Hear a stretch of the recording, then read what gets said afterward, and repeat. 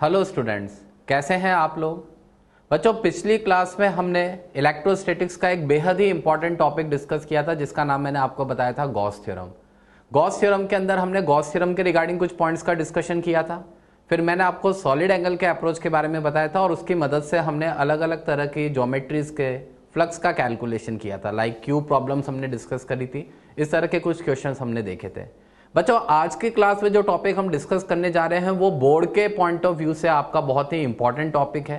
इसका नाम होगा एप्लीकेशंस ऑफ गॉस थ्योरम।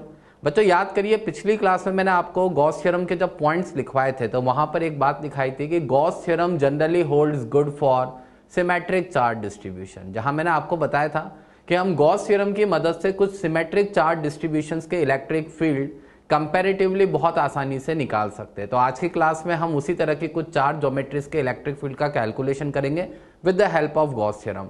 बच्चों, गॉस थ्योरम एक एक्स्ट्रा टूल है, आपको कुछ स्पेशल ज्योमेट्रीज के फील्ड निकालने में मदद करता है। ऐसा नहीं है कि गॉस थ्योरम के अलावा हम और कोई तरीके से फील्ड निकाल नहीं सकते थे। आपको पता है, हमने पहले जनरल ज्योमेट्री से, एलिमेंटल टेक्निक से अलग अलग ज्योमेट्रीज के फील्ड पहले से निकाले हुए हैं। लाइक आपने फाइनाइट चार्ज, लाइन चार्ज के बारे में, इनफाइनाइट लाइन चार्ज, रिंग के बारे में, डिस्क के बारे में, आर्क के बारे में, इन सब के इलेक्ट्रिक फील्ड हम पहले ही निकाल चुके हैं। तो आज की क्लास में हम बस यही जानेंगे कि गॉस थ्योरम की मदद से किन किन ज्योमेट्रीज के इलेक्ट्रिक फील्ड हम आसानी से कैलकुलेट कर सकते हैं। तो बच्चों, डेरिवेशंस के स्टेप हमें अच्छे से समझने हैं और उसकी मदद से क्या फाइनल रिजल्ट्स आते हैं वो आपको कंपटीशन पॉइंट ऑफ व्यू से अच्छे से याद रखने हैं। तो बच्चों, आगे बढ़ते हैं आज की क्लास में। हेडिंग आपको आज की क्लास का मैंने पहले बता दिया है, applications of Gauss theorem. Gauss theorem के एप्लीकेशंस जिसकी मदद से हम इलेक्ट्रिक फील्ड निकालेंगे। सबसे पहला एप्लीकेशन है electric field due to uniformly charge long cylindrical pipe या फिर सिलिंड्रिकल शेल। बच्चों, मैंने दो शब्दों का इस्तेमाल किया है, पाइप और शेल दोनों। हालांकि आपको ये क्लियर होना चाहिए, पाइप अगर मैं कह रहा हूं तो उसका ऑटोमेटिक मीनिंग हो जाता है हॉलो ही होगा। कई बार बच्चे कंफ्यूज हो जाते हैं, सॉलिड सिलेंडर समझ बैठते हैं। बच्चों, सॉलिड जो सिलेंडर होता है दैट इज रॉड। अगर मैं पाइप कह रहा हूं तो वो हॉलो ही होगा, यानी हम हॉलो सिलेंडर का यहां डिस्कशन करेंगे।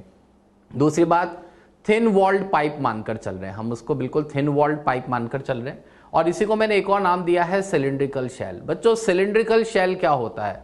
अगर आप अपनी कॉपी का एक सिंगल पेपर इस तरह से फाड़ के उसकी एक गोल दूरबीन बनाएंगे, ऐसे कई बार बचपन में आपने किया होगा, ऐसे उसको इस तरह से राउंड फोल्ड करके हम उसकी एक दूरबीन बनाते हैं, तो उसको सिलिंड्रिकल शेप में फोल्ड करने पर जो स्ट्रक्चर बनेगा that will be called cylindrical shell. अंदर से हॉलो होगा और उसकी जो वॉल्स होंगी वो बहुत ही थिन होंगी, तो उसी को हम सिलिंड्रिकल शेल या सिलिंड्रिकल पाइप का यहाँ पर नाम दे रहे हैं। अब क्या है कंडीशन, यहाँ देखिए बच्चों, बहुत ध्यान से आपको डायग्राम समझना है, इसमें बहुत सी चीजें आपको क्लियर होना जरूरी है। सबसे पहले मैंने एक लॉन्ग सिलिंड्रिकल शेल यहाँ पर दिखाया हुआ है। ये आपको जो बीच में दिख रहा है बच्चों, this is the long cylindrical shell. इसके रेडियस आपको दिख रही होगी, कैपिटल आर इसकी खुद की रेडियस है और इस पर चार्ज कैपिटल क्यू इस तरह से डिस्ट्रीब्यूटेड है। इलेक्ट्रिक फील्ड लाइंस में मैंने आपको बताया था कि किसी भी कंडक्टर से इलेक्ट्रिक फील्ड लाइंस जो होती है वो नॉर्मली आउटवर्ड डायरेक्शन में होती है, पॉजिटिवली चार्ज इसलिए नॉर्मली आउटवर्ड। तो ये देखिए बच्चों, इस कंडक्टर से, एक्चुअल कंडक्टर से मैंने इलेक्ट्रिक फील्ड निकलते हुए दिखा रखी है। ये यहाँ पर एक, यहाँ पर ऐसे इलेक्ट्रिक फील्ड दिखा रखा है, ये इलेक्ट्रिक फील्ड दिखा रखा है। अब आपको टारगेट क्या मिलेगा, आपको इस सिलिंड्रिकल शेल के कारण अलग अलग पॉइंट्स पर इलेक्ट्रिक फील्ड का कैलकुलेशन करना है। Like point lying outside the shell के लिए इलेक्ट्रिक फील्ड क्या है ये बताना है, point lying just outside the shell electric field क्या होगा ये बताना है, point lying inside the shell के लिए इलेक्ट्रिक फील्ड क्या होगा ये मान लीजिए हमें यहां पर बताना है।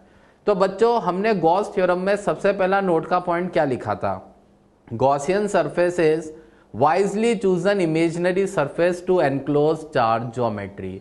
किसी चार्ज ज्योमेट्री को एनक्लोज करने के लिए हम एक इमेजिनरी सरफेस चूज करते हैं अपने खुद के विवेक से, अपने खुद की समझ से, जिससे हमारा इंटीग्रेशन इजी हो सके। तो बच्चों, इस सिलिंड्रिकल चार्ज को, इस सिलिंड्रिकल पाइप या शेल को एनक्लोज करने के लिए जो सबसे बेस्ट गॉसियन सरफेस मुझे समझ में आता है that is a cylindrical Gaussian surface. तो आप देख पा रहे होंगे बच्चों, मैंने अब जैसे टारगेट क्या है, अभी आप आगे देखेंगे, केस फर्स्ट हमारा ये होगा, we have to find electric field at a point lying outside the shell. Suppose ये मैंने बाहर एक पॉइंट मार्क कर दिया, this is the point lying outside the shell. आप देख पा रहे होंगे ये पॉइंट पी सिलेंडर के एक्सिस से स्मॉल आर डिस्टेंस पर हम मान के चल रहे हैं। अब आप क्या करें, इस स्मॉल आर रेडियस का एक सिलिंड्रिकल गॉसियन सिलेंडर यहां पे ड्रॉ कर दे। बच्चों आपको दिख रहा होगा ये जो डॉटेड लाइन से मैंने बना रखा है यहां पर ये cylinder, this is your cylindrical Gaussian surface. Gaussian cylinder का मैंने इसको नाम भी दे दिया है।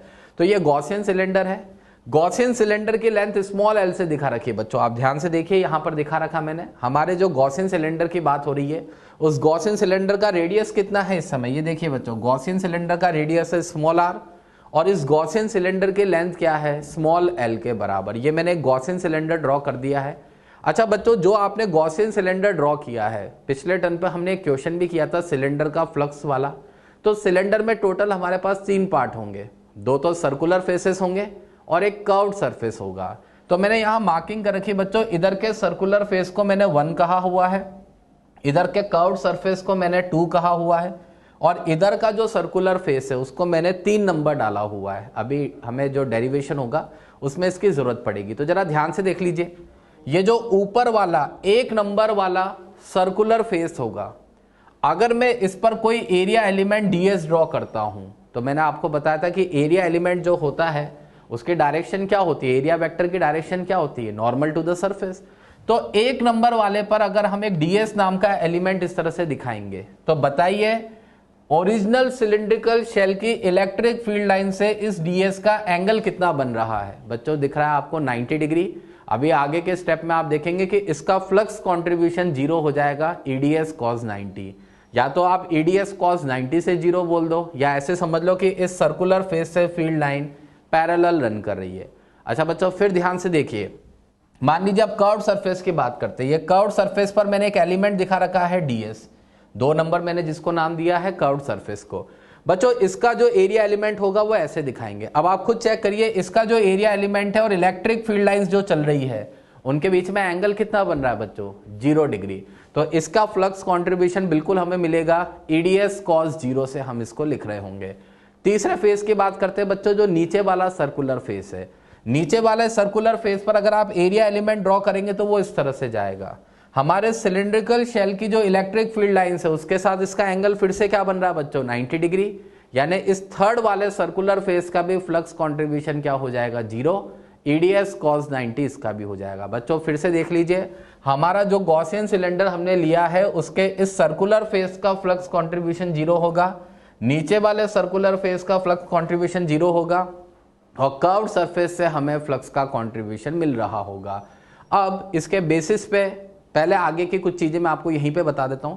हम जो अभी डेरिवेशन करेंगे उसमें मैं एक टर्म का इस्तेमाल करूंगा, लैम्डा। लैम्डा हमने पहले लीनियर चार्ज डेंसिटी को कहा है। बच्चों यहां थोड़ा सा नाम बदल देंगे, इस लैम्डा को इस बार हम क्या कहेंगे, चार्ज पर unit length. Lambda is Q by capital L, where capital L is the length of cylinder, capital Q is the charge of cylinder. Lambda is called charge per unit length of cylinder। बच्चों मैं इसलिए कह रहा हूं, मैंने आपको बताया था कि हम लीनियर चार्ज डेंसिटी जो कहते हैं लैम्डा, वो 1D ऑब्जेक्ट्स के लिए होती है। आप देख पा रहे होंगे सिलेंडर जो है वो 1D ऑब्जेक्ट नहीं है, बाकी स्टिल हम इसके लिए चार्ज पर यूनिट लेंथ को डिफाइन कर सकते हैं। जैसे एक सिंपल एग्जांपल देता हूं बच्चों आपको, मान लीजिए एक सॉलिड वुड का लॉग है ना, लकड़ी का एक सॉलिड जो है तना इस तरह से मैंने दिखा रखा है। एंड सपोज वही बात, इसका मास जो है 10 kg है, इसके लेंथ 10 मीटर है। तो मैं इसके लिए लैम्डा अगर निकालता हूं तो लैम्डा क्या हो जाएगी, 10 kg अपॉन 10 मीटर, यानी ये कितना निकल के आ गया बच्चों, 1 kg पर मीटर। तो इसका मतलब ये हुआ कि अगर मैं इस सॉलिड लकड़ी के तने को अगर इसका 1 मीटर का टुकड़ा काटता हूं तो उसका मास क्या निकल के आएगा, 1 kg।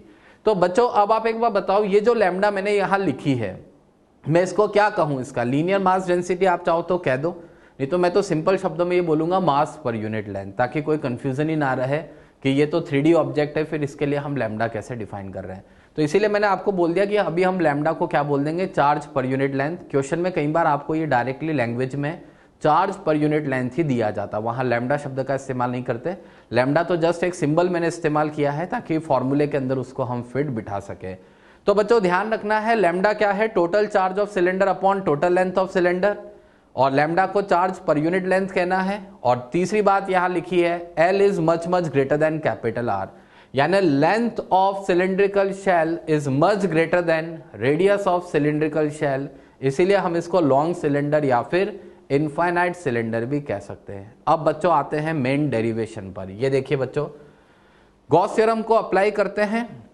Case first, R greater than capital R, that is point lying outside the shell. मैं एक बार आपको फिर से दिखा देता हूं। ये रहा आपका जो पॉइंट ऑफ ऑब्जर्वेशन है, जहां आप फील्ड निकाल रहे हैं इस समय, that is small R greater than capital R. ये छोटा आर कैपिटल आर से ज्यादा है, इस पॉइंट के बारे में बात की जा रही है। बच्चों गॉस थ्योरम अप्लाई करेंगे। By Gauss theorem close integration E dot ds क्या होता है? Q enclose upon epsilon naught. अब हम सिलिंड्रिकल गॉसियन सरफेस के लिए गॉस थ्योरम अप्लाई कर देते हैं। तो आपको अभी भी मैंने बताया था, सिलिंड्रिकल गॉसियन सरफेस में हमारे 3 पार्ट्स थे, 2 तो सर्कुलर फेसेस थे, एक कर्व्ड सरफेस था। तो इन तीनों के लिए क्या लिखेंगे? पहले वाले सर्कुलर फेस के लिए EDS cos 90। अभी मैं आपको फिर दिखा दूंगा। मैंने आपको बताया था ऊपर वाला जो सर्कुलर फेस है उसका एरिया एलिमेंट इलेक्ट्रिक फील्ड से कितना एंगल बना रहा था? 90 डिग्री। तो इसके लिए EDS cos 90। कर्व्ड सरफेस के लिए क्या लिखेंगे? EDS cos 0, क्योंकि उसका एरिया एलिमेंट इलेक्ट्रिक फील्ड के साथ में 0 डिग्री का एंगल बना रहा था।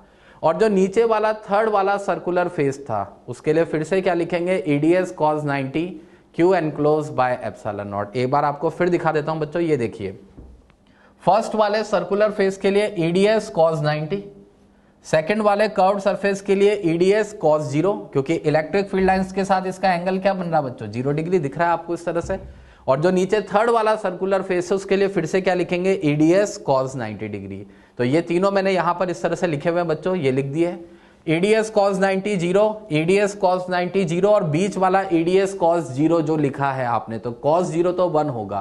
पर बच्चों आगे की बात यह है कि जो इस डायग्राम में अगर आप देखेंगे, ये कर्व्ड सरफेस आपको जो दिख रहा है, इसका हर एक एलिमेंट एक्सिस से बराबर डिस्टेंस r पर होगा, क्योंकि electric field inversely proportional r² relationship को फॉलो करता है।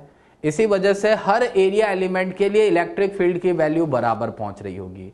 अगर हर एरिया एलिमेंट के लिए इलेक्ट्रिक फील्ड की वैल्यू बराबर पहुंच रही है तो मैं उस एरिया एलिमेंट के लिए इलेक्ट्रिक फील्ड को कांस्टेंट मान सकता हूं। और इलेक्ट्रिक फील्ड को कांस्टेंट मानते हुए मैंने E को एज अ कांस्टेंट बाहर कर दिया है, इंटीग्रेशन ds कर दिया है। अब बच्चों वही बात, ये E इंटीग्रेशन ds हमें कहां से मिला है? सेकंड नंबर सरफेस से, यानी कर्व्ड सरफेस से।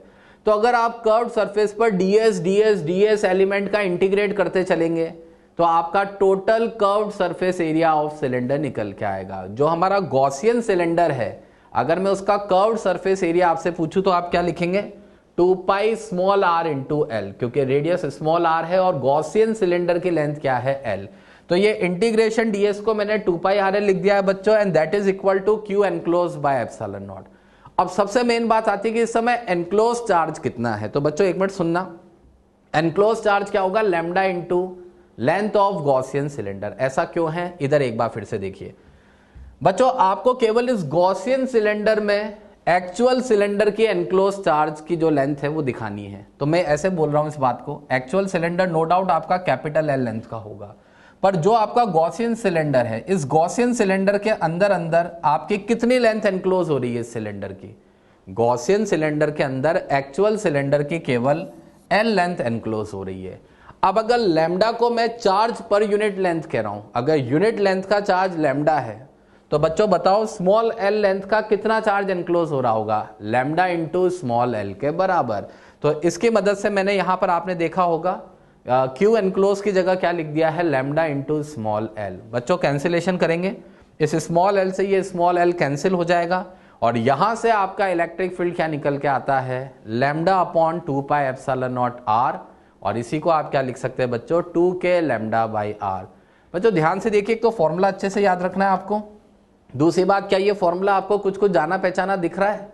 बिल्कुल हाँ, हमने यही फॉर्मूला इनफाइनाइट लाइन चार्ज के लिए भी पढ़ा था। तो बच्चों ये बात आपको ध्यान रखनी है, मैंने यहां लिख भी दी है इस चीज को कि thus for point lying outside the shell, cylindrical shell की बात हो रही है, for point lying outside the cylindrical shell the shell behaves as line charge centred at its axis. बहुत ही इंपॉर्टेंट पॉइंट है बच्चों, किसी भी सिलिंड्रिकल ज्योमेट्री के लिए, इसी के लिए बात नहीं कर रहे हैं अगर ये सॉलिड सिलेंडर या कुछ भी हो, अगर आप किसी सिलिंड्रिकल ज्योमेट्री के बाहर के किसी पॉइंट पर फील्ड का कैलकुलेशन कर रहे हैं और आपका जो पॉइंट ऑफ ऑब्जर्वेशन है उसका डिस्टेंस सिलेंडर के रेडियस के कंपैरिजन में अगर काफी ज्यादा है, तो ऐसे में आप एंटायर सिलेंडर को कोलैप्स करके उसके एक्सिस पर एक इक्विवेलेंट लाइन चार्ज की तरह उसको ट्रीट कर सकते हैं। कहने का मतलब यह है सिलेंडर को पूरी तरह से कोलैप्स करें और उसके एक्सिस पर एक पतला तार मान लीजिए जिसकी चार्ज डेंसिटी यदि लैम्डा होती तो शायद उससे डिस्टेंस r पर हमारा इलेक्ट्रिक फील्ड वही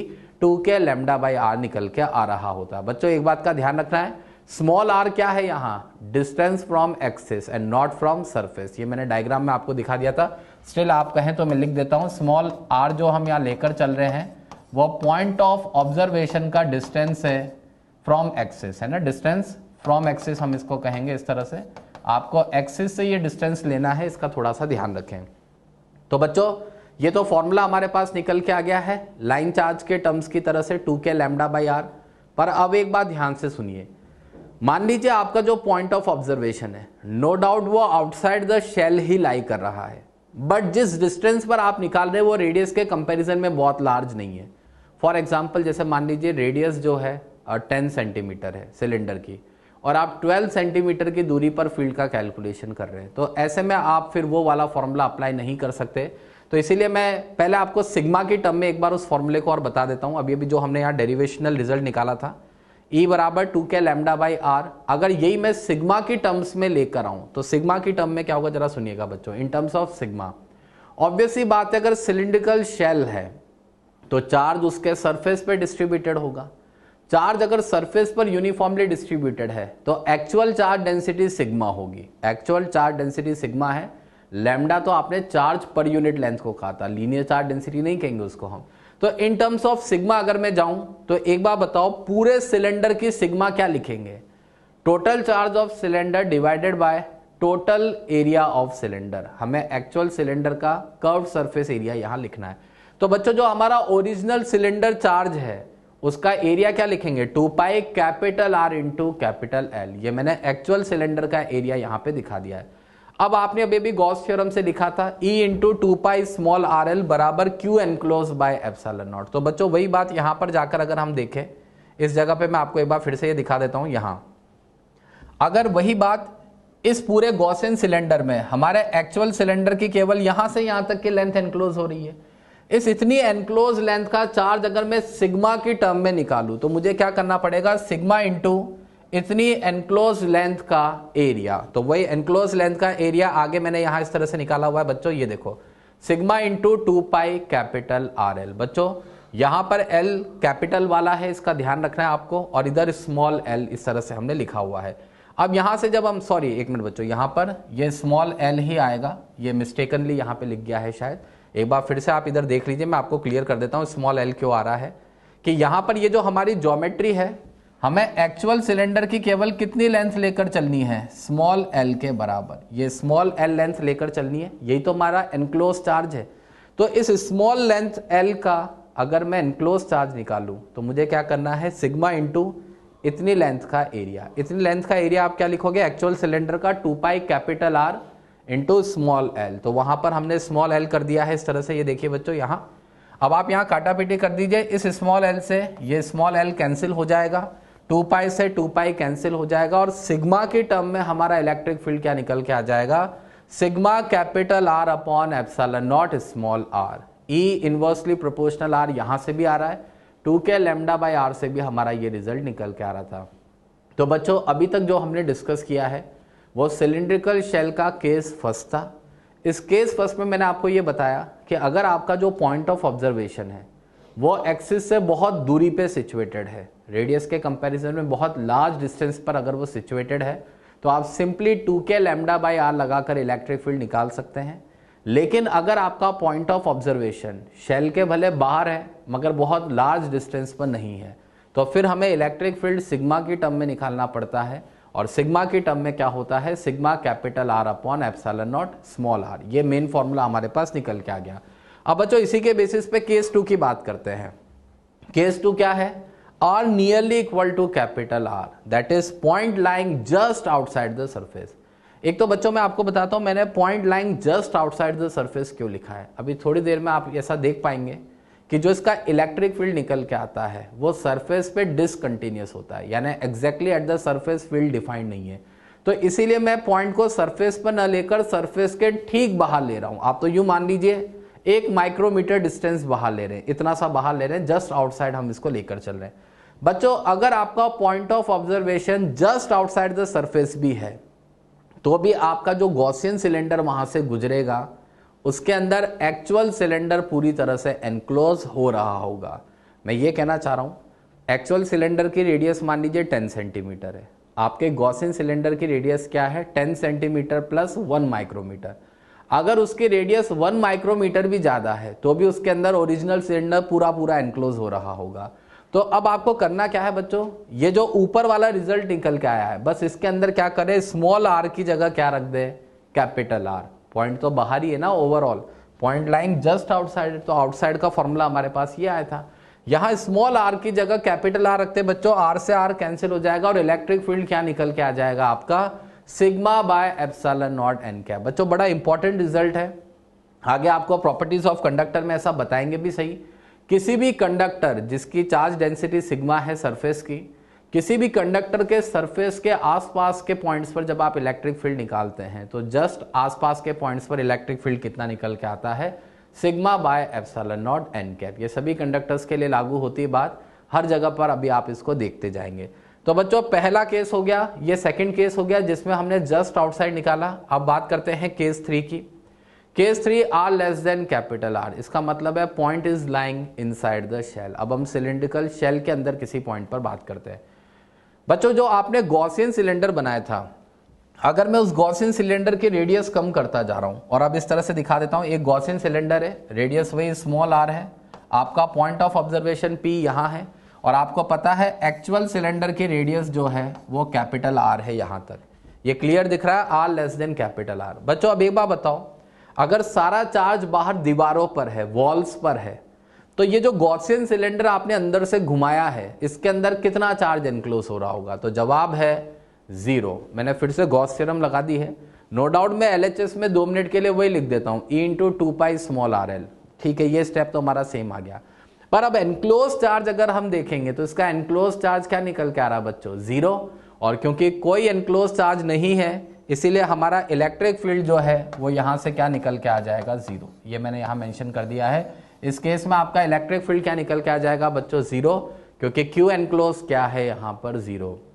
तो यहां से हमने क्या क्या बातें सीखी बच्चों, आप क्लियर देख पा रहे होंगे। इस सिलिंड्रिकल शेल के अंदर के किसी भी पॉइंट पर इलेक्ट्रिक फील्ड 0 है, सरफेस के ठीक बाहर के पॉइंट पर electric field sigma bye epsilon naught N cap है, और फिर उसके बाद बाहर के किसी पॉइंट के लिए electric field sigma capital R upon epsilon naught small R भी आप लिख सकते हैं, या फिर 2k लैम्डा बाय आर का भी इस्तेमाल कर सकते हैं अगर क्वेश्चन में आपको चार्ज पर यूनिट लेंथ दे रखा हो। तो अब इसके बेसिस पे हम इसका अगर ग्राफ बनाएं तो ये रहा बच्चों graph, electric field versus distance r graph. R is the distance from axis, इसका ध्यान रखना है। तो बच्चों जैसा आपने देखा r less than capital r, यानी for point lying inside the shell electric field हमारा क्या है, 0। For r greater than capital r, यानी for point lying outside the shell आपका इलेक्ट्रिक फील्ड क्या था, इनवर्सली प्रोपोर्शनल आर, भले 2k लैम्डा बाई आर हो या sigma capital R upon epsilon naught R हो, दोनों जगह से ई इनवर्सली प्रोपोर्शनल आर। और अब बच्चों यहां एक बात आपको दिख रही होगी, देखो यहां तक इलेक्ट्रिक फील्ड 0 चला, फिर ऐसे ये मैंने ग्राफ दिखा रखा है, बीच में एक डॉटेड लाइन दिखा रखी है, क्योंकि आपकी ग्राफ की लाइन यहां कंटिन्यूअस नहीं है इसीलिए आपको ध्यान रखना है electric field is discontinuous at R equal to capital R. ये इलेक्ट्रिक फील्ड एग्जैक्टली सरफेस पर डिसकंटिन्यूअस है। बच्चों एक्चुअली ये जो कंटिन्यूटी डिसकंटिन्यूटी वाली बात मैं कर रहा हूं ये मैथ का एक कॉन्सेप्ट है, मैथ में एक लिमिट का कॉन्सेप्ट होता है, मैं आपको थोड़ा सा ऐसे बता देता हूं। जैसे किसी पॉइंट पर जब डिसकंटिन्यूटी दिखती है तो हम उस पॉइंट की राइट हैंड लिमिट और लेफ्ट हैंड लिमिट निकाल के देखते हैं। राइट हैंड लिमिट का मतलब है पॉइंट के जस्ट राइट में कोई पॉइंट पर वैल्यू देखते हैं, लेफ्ट हैंड लिमिट का मतलब है पॉइंट के जस्ट लेफ्ट में कोई वैल्यू देखते हैं। तो ऐसा होता है, देखो बच्चों जैसे मान लीजिए यहां पर ग्राफ डिसकंटिन्यूअस है एंड सपोज इस पॉइंट पर मैं कंटिन्यूटी चेक कर रहा हूं, मैंने राइट साइड के पॉइंट की वैल्यू निकाली, ये निकल के आ गई कुछ RHL, लेफ्ट साइड के पॉइंट की वैल्यू निकाल के देखी, ये निकल के आ गई LHL। LHL और RHL अगर बराबर होते हैं तो हम मान लेते हैं कि ये पॉइंट गलती से छूटा होगा and this graph is continuous. पर अब वही कॉन्सेप्ट में यहां लगाऊं तो ये देखिए बच्चों ये डिसकंटिन्यूटी का पॉइंट है, इसके ठीक राइट में इलेक्ट्रिक फील्ड की वैल्यू क्या है, मैक्सिमम, ऑब्वियस सी बात है this is the maximum value sigma bye epsilon not. और इसके जस्ट लेफ्ट में आप वैल्यू देखेंगे तो इट इज 0, क्योंकि जिस पॉइंट पर डिसकंटिन्यूटी है उसकी right hand limit left hand limit से इक्वल नहीं है, इसीलिए आप क्या कहेंगे कि this electric field is discontinuous at surface. तो आपको इतनी सी बात ध्यान रखनी है, सिलिंड्रिकल शेल का जो इलेक्ट्रिक फील्ड होता है exactly at the surface defined नहीं है, और इसीलिए केस 2 में हमने पॉइंट कहां लिया था बच्चों, just outside the surface. Case 2 में R nearly equal to capital R इसीलिए लिखा था क्योंकि मुझे पहले से पता था कि ये इलेक्ट्रिक फील्ड यहाँ डिसकंटिन्यूअस है। तो थोड़ा सा ध्यान रखना है, अगर आपसे पूछा जाए तो आप कहेंगे electric field is discontinuous at R equal to capital R. तो बच्चों ये सारा डिस्कशन जो हमने किया this is about the cylindrical shell. Board में आपका ये का ये डेरिवेशन आता है फॉर लाइन चार्ज, आप सेम अप्रोच कर सकते हैं। अगर मान लीजिए एक लाइन चार्ज है, लैम्डा चार्ज डेंसिटी इस तरह से, और आपसे कहा जाए कि इसके कारण किसी r डिस्टेंस पर बताइए इलेक्ट्रिक फील्ड क्या होगा, तो आपको वही करना है बच्चों, एक गॉसियन सिलेंडर इस तरह से ड्रॉ करना है जैसे अभी मैंने किया था। ये गॉसियन सिलेंडर ड्रॉ करेंगे, सारा का सारा डेरिवेशन बिल्कुल उसी तरह से करेंगे, और मैं आपको फॉर्मूला भी बता देता हूं फटाफट से, E इंटू 2 स्मॉल RL, ये तो लेफ्ट हैंड साइड में आप एज इट इज लिखेंगे, और RHS में आपको एनक्लोज चार्ज बताना है। तो कितनी लेंथ एनक्लोज हो रही है वायर की, L लेंथ, तो यहां पर एनक्लोज चार्ज क्या आ जाएगा, lambda L bye epsilon not, और इसीलिए इलेक्ट्रिक फील्ड यहां से क्या निकल के आ जाएगा, वही lambda upon 2 pi epsilon not R। बच्चों मैंने ये दोबारा से आपको डेरिवेशन इसलिए नहीं कराया क्योंकि अगर हम सिलिंड्रिकल शेल का कर लेते हैं डेरिवेशन तो उसमें ये अपने आप कवर होता है। आपके बोर्ड के लिए लाइन चार्ज का डेरिवेशन कराया जाता है इस तरह से, with the help of Gauss theorem आपको ये रिजल्ट निकालना होता है। तो आप इस तरह से इसको खुद से भी प्रैक्टिस करके देख सकते हैं। हाल फिलहाल सिलेंडर के लिए हमने ये सारा डिस्कशन किया है, सिलिंड्रिकल शेल के लिए, और उसमें मैंने आपको सभी फॉर्मूले बता दिए इलेक्ट्रिक फील्ड के किस तरह से निकल के आते हैं। अब आगे बढ़ते हैं बच्चों, एक से बढ़कर एक ज्योमेट्री से सारी, मैंने आपको पहले बोला बहुत ही ध्यान देने की जरूरत है इन तरह की ज्योमेट्रीज में। Next application of Gauss theorem हमारे सामने है, electric field due to uniformly charged infinite sheet. बच्चों मैंने आपको पहले भी बताया इनफाइनाइट ज्योमेट्रीज का मतलब क्या है। आपने इनफाइनाइट लेंथ का वायर बोला तो उसका मतलब था कि the length of wire is much larger as compare to distance r। Similarly infinite sheet का मतलब भी यहाँ वही है। इनफाइनाइट शीट का मतलब यह है कि जो एरिया ऑफ शीट है वो हमारे डिस्टेंस r के कंपैरिजन में बहुत ज़्यादा है, तो ऐसी शीट को हम इनफाइनाइट शीट मान लेते हैं। जैसे मान लीजिए एक कमरे की बड़ी सी दीवार, उसका एरिया आप समझ पा रहे होंगे काफ़ी कुछ होता है। अगर उससे आप 1 mm की दूरी पर फील्ड का कैलकुलेशन कर रहे हैं तो आप उस दीवार को क्या मान सकते हैं, इनफाइनाइट शीट। बच्चों 2 केसेस बनेंगे यहाँ। सबसे पहला है नॉन कंडक्टिंग शीट। एक नॉन कंडक्टिंग शीट का एग्जाम्पल हम यहाँ पे डिस्कस कर लेते हैं, यही सबसे इंपॉर्टेंट है बच्चों, इसको ध्यान दीजिएगा। ये रहा डायग्राम, बहुत ध्यान से देखिएगा। एक नॉन कंडक्टिंग शीट है, बिल्कुल पतली शीट है ना, यहाँ पे डायग्राम में हम इसको ऐसे दिखा रहे हैं, बिल्कुल पतली सी शीट आप इसको मान के चले। शीट वर्ड मैंने बोल दिया तो आप समझ ही पा रहे होंगे शीट क्या होती है। आपकी कॉपी में जैसे शीट होती है, पेपर जो होता है, हम उस पेपर को क्या मानेंगे, आपकी कॉपी का जो एक कागज है वो क्या है, एक शीट है। एक पेपर को हम एक शीट मान लेते हैं। एक शीट है जिस पर नॉन कंडक्टिंग शीट है और आपने चार्ज कुछ क्यू दिया हुआ है। बच्चों अब अगर आपने इसको चार्ज क्यू दिया है और अगर ये नॉन कंडक्टिंग नेचर का है तो जो चार्ज आपने जहां रखा है वहीं पड़ा रहेगा। तो अगर मैं यूनिफॉर्मली चार्ज बोल रहा हूं तो आप यूं मान लीजिए कि मैंने इस पर चार्ज स्प्रे कर दिया है एक सरफेस पर, एक ही सरफेस काउंट करना है। इसका टोटल एरिया मान लीजिए कुछ भी था, कैपिटल A अभी मान लेते हैं, और क्यू चार्ज आपने उस पर दिया, तो उसके कारण इस पर एक चार्ज डेंसिटी आ चुकी है बच्चों सिग्मा। आपको सिग्मा से डील करना है। इस वाले फेस की चार्ज डेंसिटी क्या है, सिग्मा। अब इसके कारण मुझे इलेक्ट्रिक फील्ड का कैलकुलेशन करना है किसी डिस्टेंस r पर पॉइंट P पर। आप देख पा रहे बच्चों, मैंने डिस्टेंस r पर एक पॉइंट P यहां दिखा रखा है, इस पॉइंट P पर मुझे इलेक्ट्रिक फील्ड दिखाना है। सिंपल सा सेटअप आपके सामने, सिग्मा चार्ज डेंसिटी का एक सरफेस है, आप तो इसको सरफेस ही मान लीजिए, और उसके कारण आपको सामने किसी पॉइंट P पर इलेक्ट्रिक फील्ड बताना है। अब बच्चों इसके लिए जो गॉसियन सरफेस हम यहाँ चूज करेंगे, अगेन एनसीईआरटी आपको ऑप्शन देती है कि आप अपनी कन्वीनियंस के हिसाब से चूज कर सकते हैं। गॉसियन सिलेंडर भी ले सकते हैं या पैरेललो पाइप भी ले सकते हैं। एंड ऑब्वियस सी बात है, पैरेललो पाइप की स्पेलिंग लिखने में आपको दिक्कत आ जाती है, तो आपको तो वो बनाने में बहुत दिक्कत आएगी। हालांकि आपकी मर्जी, आप उससे भी करेंगे, दिक्कत नहीं है। अभी मैं इसको गॉसियन सिलेंडर से ही कर देता हूँ। फिर से मैंने एक गॉसियन सिलेंडर यहाँ पे चूज किया है, आपको दिख रहा होगा, और ये गॉसियन सिलेंडर जो है मैंने इस तरह से शीट के आर पार भेज दिया है। एक गॉसियन सिलेंडर है, शीट के आर पार आपको दिख रहा होगा, आधा इधर है आधा इधर की तरफ है। अच्छा बच्चों, नॉन कंडक्टिंग शीट है तो इलेक्ट्रिक फील्ड लाइंस दोनों तरफ निकलेंगी, इधर के फेस पर इधर की ओर निकलेंगी, पीछे के फेस पर इधर की ओर निकलेंगी। नॉन कंडक्टिंग मटेरियल को इलेक्ट्रिक फील्ड लाइंस पेनिट्रेट कर सकती है। तो आप देख पा रहे होंगे इधर भी मैंने इलेक्ट्रिक फील्ड लाइंस दिखाई हुई है और ऐसे पीछे की तरफ भी मैंने इसकी इलेक्ट्रिक फील्ड लाइंस दिखाई हुई है। अब बच्चों, जो हमारा गॉसियन सिलेंडर हमने लिया है उसमें फिर से 3 फेसेस होंगे। कौन कौन से 3 होंगे? एक इधर का सर्कुलर फेस, एक कर्व्ड सरफेस को 2 नंबर नाम दिया है और इधर के सर्कुलर फेस को मैंने 3 नंबर नाम दिया है। अब एक बार फिर से देख लेते हैं, ई और डीएस के बीच में एंगल क्या बनेगा।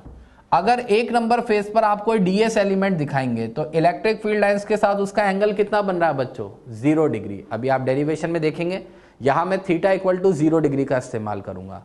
इस बार आप देखेंगे तो कर्व्ड सरफेस से इलेक्ट्रिक फील्ड लाइंस का अगर एंगल देखा जाए, कर्व्ड सरफेस के एरिया वेक्टर से अगर आप इलेक्ट्रिक फील्ड लाइंस का एंगल देखेंगे तो इस बार यहां 90 डिग्री, यानी कर्व्ड सरफेस का फ्लक्स कंट्रीब्यूशन इस बार 0 हो जाएगा। बच्चों, पिछली बार से सब उल्टा हो रहा है। पिछली बार आपने देखा था सर्कुलर फेसेस का फ्लक्स कंट्रीब्यूशन 0 था, कर्व्ड सरफेस से मुझे फ्लक्स मिल रहा था। शीट के केस में सर्कुलर फेसेस का फ्लक्स कंट्रीब्यूशन होगा और कर्व्ड सरफेस का फ्लक्स कंट्रीब्यूशन 0 होगा। तो इधर देखिए बच्चों, यहां थीटा 0 होगा, यहां थीटा 90 डिग्री होगा और इधर वाले पर अगर आप जाएंगे तो इसका एरिया एलिमेंट डीएस इधर दिखाएंगे, इधर के सरफेस के लिए एरिया एलिमेंट इधर, और इलेक्ट्रिक फील्ड लाइंस के साथ फिर से उसका भी एंगल क्या बन रहा है? 0 डिग्री। थीटा 0 डिग्री 1 के लिए, थीटा 0 डिग्री 3 के लिए और 2 वाले के लिए थीटा क्या होगा? 90 डिग्री। अब इसकी मदद से हम कैलकुलेशन कर लेते हैं बच्चों। ये देखिए, गॉस थ्योरम अप्लाई करेंगे। Close integration E dot D S equal to Q enclose by epsilon naught. एक एक पार्ट के लिए close integration E dot D S अलग कर देते हैं। Close integration E D S cos 0 degree for first circular face, अभी भी आपको दिखाया था सर्कुलर फेस पर ई और डी एस के बीच में एंगल क्या था? 0 डिग्री। कर्व्ड सरफेस के लिए लिखेंगे ई D S cos 90, second number curved surface को कहा था, और थर्ड वाले इधर के सर्कुलर फेस के लिए E D S cos 0 degree and that is equal to Q enclose by epsilon naught. बच्चों, ई डी एस कॉस 90 के कारण ये वाला टर्म तो क्या हो गया? 0। ये वाले दोनों टर्म जुड़ेंगे। अब बच्चों वही बात एक बार फिर से आप देख लीजिए, ये जो सर्कुलर फेस है, जितना डिस्टेंस आर पर मैंने इधर दिखाया है, पीछे भी सिमेट्रिकली मैंने उतने ही डिस्टेंस आर पर इसको माना है। हालांकि अभी थोड़ी देर में आप देखेंगे आर पे डिपेंडेंसी नहीं है, पर मैं आपको कह रहा हूं 2 मिनट के लिए मान लीजिए आधा सिलेंडर इधर दिखाया है, आधा पीछे दिखाया है। डिस्टेंस आर इधर भी उतना ही है जितना पीछे है, क्योंकि इस सर्कुलर फेस का हर एरिया एलिमेंट शीट से बराबर दूरी आर पर है और electric field inversely proportional R square relationship को फॉलो करता है। इसीलिए इन सब के लिए इलेक्ट्रिक फील्ड की वैल्यू क्या हो जाएगी? सेम। और इलेक्ट्रिक फील्ड अगर कांस्टेंट हो जाएगा तो एज अ कांस्टेंट मैंने इसको बाहर कर दिया। तो बच्चों ये देखना, इन दोनों के लिए सेम कहानी होगी। ई एज अ कांस्टेंट बाहर आ जाएगा, इंटीग्रेशन डीएस हो जाएगा। और डबल क्यों कर दिया है? क्योंकि जो कहानी पहले फेस के लिए हो रही है वही कहानी तीसरे वाले फेस के लिए भी हो रही होगी। तो अब यहां से twice of E integration ds होगा q enclose by epsilon not.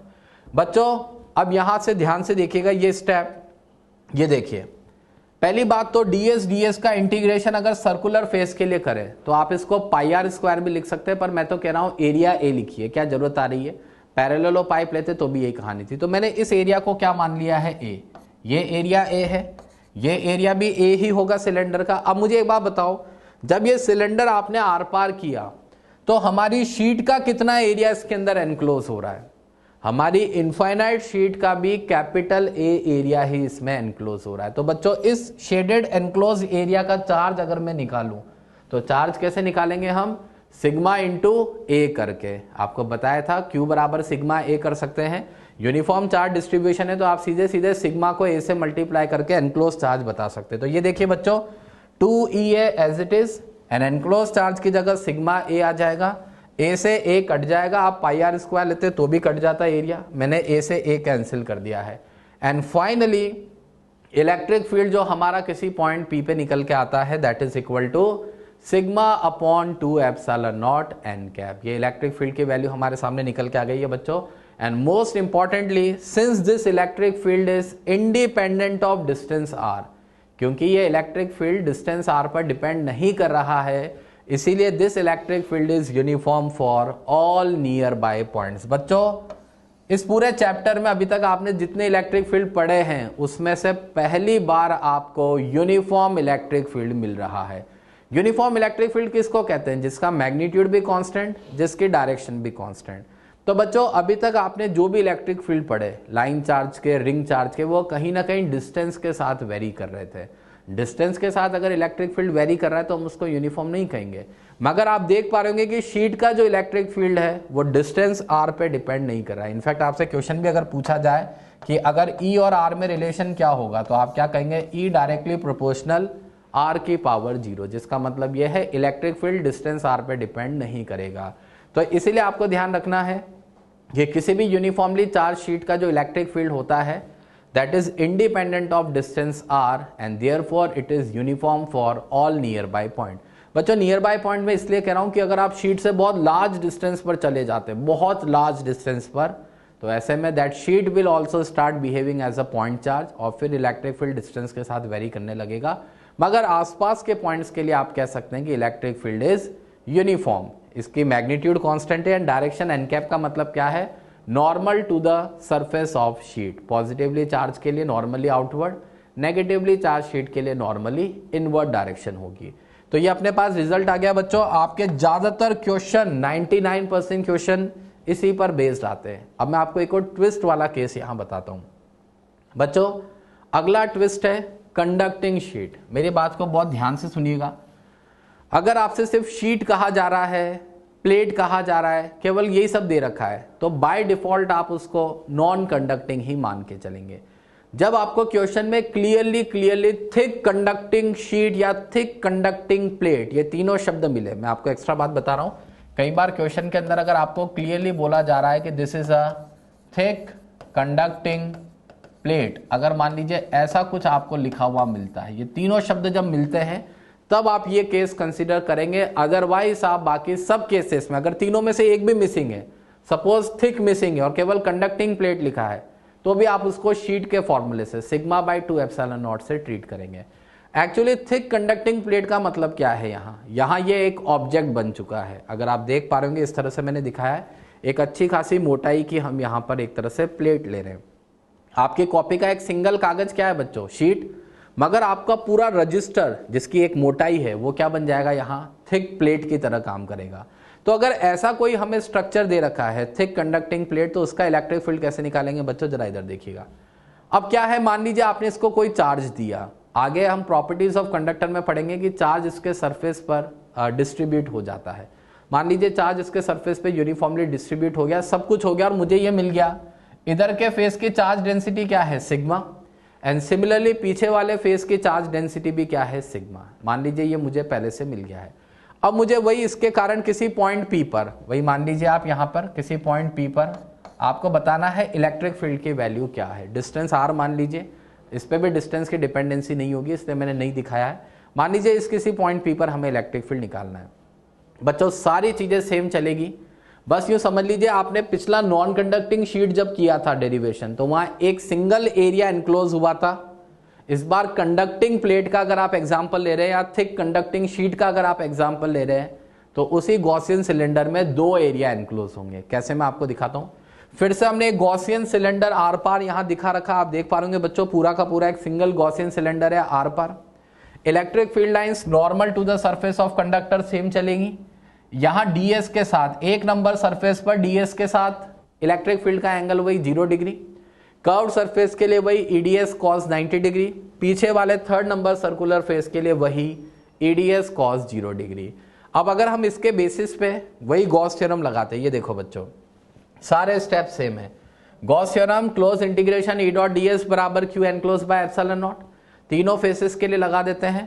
पहले सर्कुलर फेस के लिए EDS cos 0, कर्व्ड सरफेस के लिए EDS cos 90 यानी इसका फ्लक्स कंट्रीब्यूशन 0, तीसरे सर्कुलर फेस के लिए EDS cos 0 डिग्री मैंने लिख दिया बराबर Q enclose by epsilon not.